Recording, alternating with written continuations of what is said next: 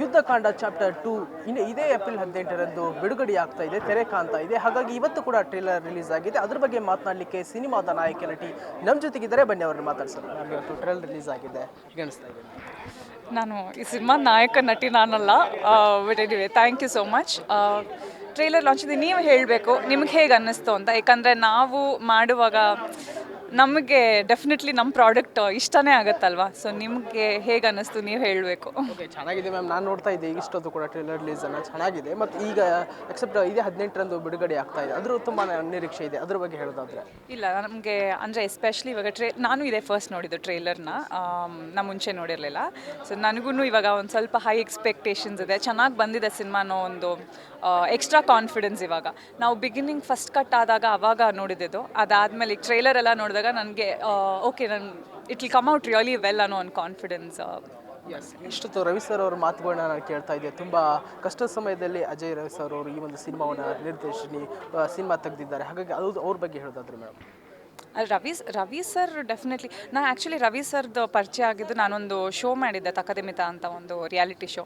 ಆವಾಗಲಿಂದ ನಾನು ಅವ್ರಿಗೆ ಅವಾಗ had not watched my film KGF ನೋಡಿರಲಿಲ್ಲ, ಬಟ್ ಸ್ಟಿಲ್ ಡಾನ್ಸ್ ಜಡ್ಜ್ ಆಗಿದ್ದರಿಂದ ಹಿ ಹ್ಯಾಡ್ ಒಂದು ಒಳ್ಳೆ ರೀತಿಯ ಭಾವನೆ ನಮ್ಮ ಮನೆ ಮಗಳು ಅನ್ನೋ ಥರ, because he had used this word also. So ಹಾಗಾಗಿ ಅವಾಗಲಿಂದನೂ ಕನೆಕ್ಷನ್ ಹಾಗೇ ಇದೆ. ವೆನ್ಎವರ್ ಯುದ್ಧಕಾಂಡ ಸಿನಿಮಾ ಅಂತಲ್ಲ, ಐ ಥಿಂಕ್ ಪ್ರತಿಯೊಬ್ಬರಿಗೂ ಸಿನಿಮಾ ಇಂಡಸ್ಟ್ರಿಯಲ್ಲಿ ಯಾರಿಗೆ ಯಾವುದೇ ಟೈಮಲ್ಲಿ ಅವರಿಂದ ಒಂದು ಸಹಾಯ ಬೇಕು ಅಂತಂದರೆ he is always been there. ಯಾಕಂದರೆ ನಮ್ಮದು ಹಳೆ ಸಿನಿಮಾ ಹೊಂದಿಸಿ ಬರೆಯೋರಿಗೂ ಅಷ್ಟೇ ಅವ್ರ ಸಪೋರ್ಟ್, ಅವ್ರಿಗೆ ಬೈಟ್ಸ್ಗೆ ಅಂತ ಹೋದಾಗ ತುಂಬ ಗ್ರೇಷಿಯಸ್ ಆಗಿ ಸುಮಾರಷ್ಟು ಹೊತ್ತು ಕುತ್ಕೊಂಡು ಮಾತಾಡಿ ಇನ್ಪುಟ್ಸ್ ಎಲ್ಲ ಕೊಟ್ಟು. So he is always been like this.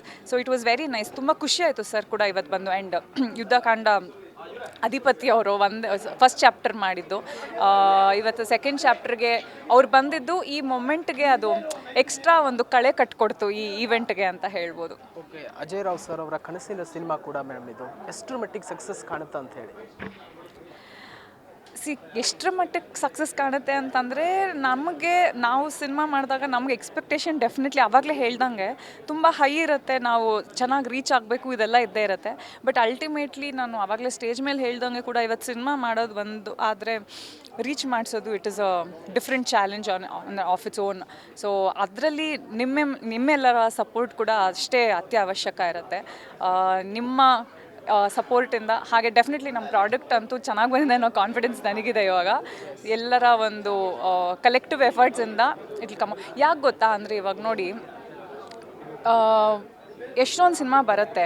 ಇವಾಗ ಒಂದು ಸಿನಿಮಾ ಯಾವುದೋ ಒಂದು ಚೆನ್ನಾಗಿ ಕ್ಲಿಕ್ ಆಯಿತು, ವರ್ಕ್ ಆಯಿತು ಅಂದರೆ ಬರೀ ಇಂಡಸ್ಟ್ರಿ ಮಾತ್ರ ಅಲ್ಲ, ಆಡಿಯನ್ಸಲ್ಲಿ ಕೂಡ ಒಂದು ವೇವ್ ಕ್ರಿಯೇಟ್ ಆಗುತ್ತೆ. ನಮ್ಮ ಲ್ಯಾಂಗ್ವೇಜಿಂದ ಒಂದು ಒಳ್ಳೆಯ ಚಿತ್ರ ಬರ್ತಿದೆ ಅನ್ನೋದು. ಇವಾಗ ನಮ್ಮ ಕಾಂತಾರ ಬಂದಾಗಲಿ, KGF ಬಂದಾಗಲಿ, ಈ ಥರ ಯಾವುದೇ ದೊಡ್ಡ ಸಕ್ಸಸ್ ಆಗಿರೋಂಥ ಸಿನಿಮಾಗಳು ಬಂದಾಗ ಕರ್ನಾಟಕದಲ್ಲಿರೋ ಜನರಿಗೂ ಕೂಡ it is a proud moment. ಎಲ್ಲರೂ ಅದು ನಮ್ಮದು ಅಂತ ಆಟೋಮೆಟಿಕ್ಕಾಗಿ ಅದೊಂದು ನಮ್ಮದು ಅನ್ನೋ ಒಂದು ಭಾವನೆ ಬರುತ್ತಲ್ವ. ಸೊ ಹಾಗಾಗಿ ಇದು ಚೆನ್ನಾಗಿ ವರ್ಕ್ ಆಗಬೇಕು ಅನ್ನೋದು. ಸೊ ಇದು ಒಂದು ಚಿತ್ರ ಗೆದ್ದರೆ ಬೇರೆಯವ್ರಿಗೂ ಒಂದು ಹೋಪು, ಬೇರೆಯವ್ರು ಗೆದ್ದಾಗ ನಮಗೂ ಹೋಪು. ಸೊ ಅದೇ ಥರ. ಹಾಗಾಗಿ ಆ್ಯಕ್ಚುಲಿ ಇವಾಗ 18ಗೆ ರವಿ ಬಸ್ರೂರ್ ಅವ್ರದ್ದು ವೀರಚಂದ್ರಹಾಸನೂ ಬರ್ತಿದೆ. I wish them also all the very best. ಈ ಹಳೆ ವಾರ ವಿದ್ಯಾಪತಿ ಮತ್ತು ಅಜ್ಞಾತವಾಸಿ ಸಿನಿಮಾ ರಿಲೀಸ್ ಆಗಿದೆ. ನಾನು ಸಿನಿಮಾ ನೋಡಿದ್ದೀನಿ, ತುಂಬ ಚೆನ್ನಾಗಿ ಬಂದಿದೆ ಎರಡೂ ಸಿನಿಮಾಗಳೂ. ಆ್ಯಂಡ್ ಐ ಹೋಪ್ ಜನ ನಮ್ಮ ಸಿನಿಮಾನೂ ಅದೇ ಥರ ಇಷ್ಟಪಟ್ಟು ಪ್ರೀತಿ ಕೊಡ್ತಾರೆ ಅಂತ ಅನ್ಕೋತೀನಿ. ಲಾಸ್ಟ್ ಕ್ವಶನ್ ಮೇಡಮ್, ಇದೆ 18 ಬಿಡುಗಡೆ ಆಗ್ತಿದೆ, ವೀಕ್ಷಕರಿಗೋಸ್ಕರ ಏನು ಹೇಳ್ತೀವಿ? ಈಗಲೇ ಹೇಳಿಬಿಟ್ಟಲ್ಲ, ಆಮೇಲೆ ಟ್ರೇಲರ್ ಇಸ್ ದ ಕಾಲಿಂಗ್. ಅದನ್ನ ಮೀರಿ ನಾವಿನ್ನೇನು ಹೇಳೋಕ್ಕಾಗೋದಿಲ್ಲ. ಟ್ರೇಲರ್ ಅಂದ್ರೇ ಸಿನಿಮಾಗೆ ಇನ್ವೈಟ್ ಮಾಡೋ ಹಾಗೆ.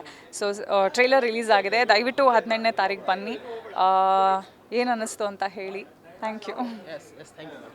ವೀಕ್ಷಕರೇ, ಇದಾಗಿತ್ತು ಅವರ ಮಾತುಗಳು. ಇದೇ 18 ಇಡೀ ತೆರೆ ಕಾಣ್ತಾ ಇದೆ ಯುದ್ಧಕಾಂಡ ಚಾಪ್ಟರ್ 2. ಎಲ್ಲರೂ ಕೂಡ ತಾವೆಲ್ಲರೂ ಸಿನಿಮಾವನ್ನು ವೀಕ್ಷಿಸಿ.